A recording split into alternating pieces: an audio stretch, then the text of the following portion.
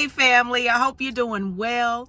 I just want to come in and talk to you briefly about isolation, the purpose of isolation, and how to deal with all those feelings that come along with those periods of isolation. Being isolated, going through a time of isolation can be a very lonely, confusing time, and it can seem to just drag on forever if you're not aware of the purpose and the intent and going with the flow of isolation.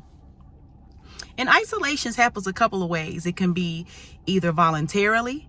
Maybe you know it's time to sit yourself down and you've just gone through so much in life that you're just tired and you mentally cannot take being around the same people anymore, being around the same environments anymore. Your body, your mind, and the things that you've been through, this just naturally moves you to a point of isolation.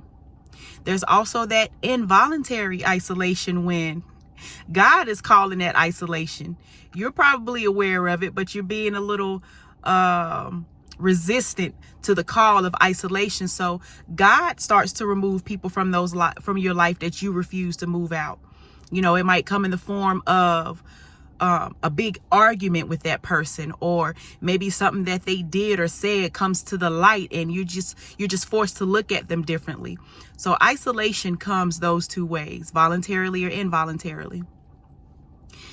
Either way, in the midst of it, you can feel just so detached from people, from nature. It's almost like going through life in an out-of-body experience, just trying to figure out where you need to be, what's going on, and just sort of realizing that you have to be there for yourself at that time. In periods of isolation, it may seem like there is no one there for you.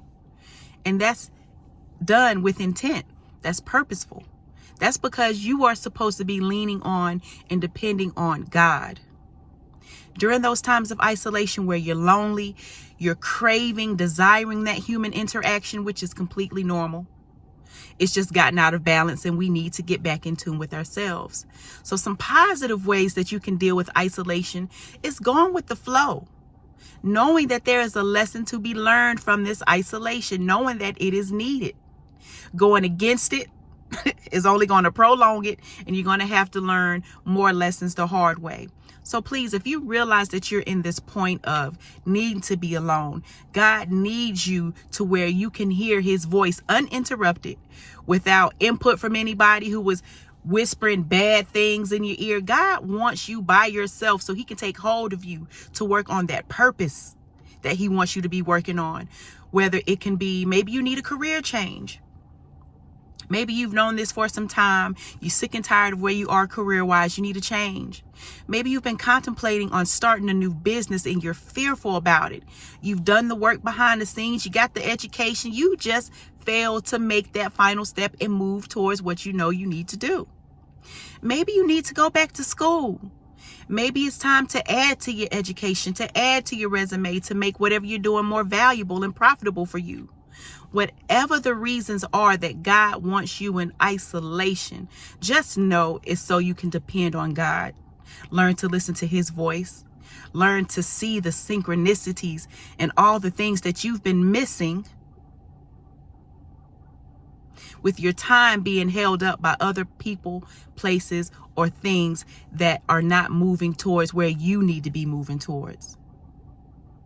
So I hope this helps if you're going through a period of isolation. Just know it's with purpose. It's not just to, make you suffer. It's not just because you don't deserve these good things or good relationships coming in life. It's quite the opposite. It's to make room for all the things that you desire if you just go with the flow of it. I love you.